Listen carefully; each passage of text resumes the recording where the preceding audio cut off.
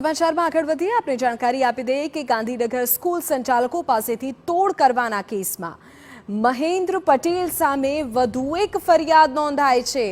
તોડબાજ મહેન્દ્ર વિરુદ્ધ 5મી ફરિયાદ નોંધાઈ હોવાની જાણકારી છે।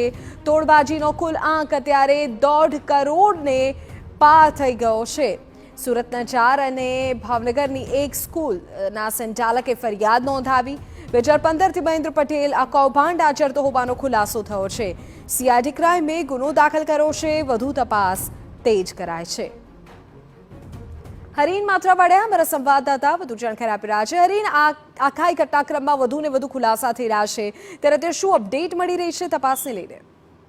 બિલકુલ, મહેન્દ્ર પટેલ જે અલગ અલગ સ્કૂલો પાસેથી તોડ કરતો હતો, આરટીઆઈમાં માહિતી મંગાવીને સ્કૂલોમાં જે ખામીઓ હોય તેને લઈને તેની પાસેથી સ્કૂલ બંધ કરાવી દેવાની ધમકી આપી અને તોડ કરતો હતો। સમગ્ર મામલે સીઆઈડી ક્રાઇમમાં ફરિયાદ નોંધાઈ છે ને હવે વધુ એક ફરિયાદ મહેન્દ્ર પટેલ વિરુદ્ધ નોંધાઈ છે। અત્યાર સુધીમાં મહેન્દ્ર પટેલ વિરુદ્ધ 4 ફરિયાદ નોંધાઈ હતી ને વધુ એક એટલે કે 5 ફરિયાદ છે તે મહેન્દ્ર પટેલ વિરુદ્ધ નોંધાઈ ચૂકી છે।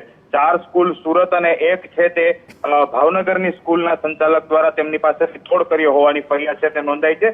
સીઆઈડી ક્રાઇમ દ્વારા તેની વધુ પૂછપરછ હાથ ધરવામાં આવી છે ને 5 સ્કૂલનો મળીને 1.54 કરોડ જેટલો તોડકાંડનો આંક છે તે પહોંચ્યો છે। હજી પણ વધુ 3 થી 4 સ્કૂલો અને તે ફરિયાદ નોંધાવવાની તજવીજ તેની શરૂ હોય તેવી પણ અત્યારે સૂત્રો પાસેથી છે તે માહિતી મળી રહી છે। આવનારા દિવસોમાં મહેન્દ્ર પટેલ પાસેથી વધુ ફરિયાદ નોંધાય તેવી પણ અત્યારે શક્યતાઓ દેખાઈ રહી છે। જી બિલકુલ હરીન, આભાર તમામ જાણકારી બદલ। તો મહેન્દ્ર પટેલ સામે આગામી સમયમાં વધુ ફરિયાદ નોંધાય તેવી પણ શક્યતા છે। અત્યારે પણ વધુ એક ફરિયાદની અપડેટ સામે આવી છે।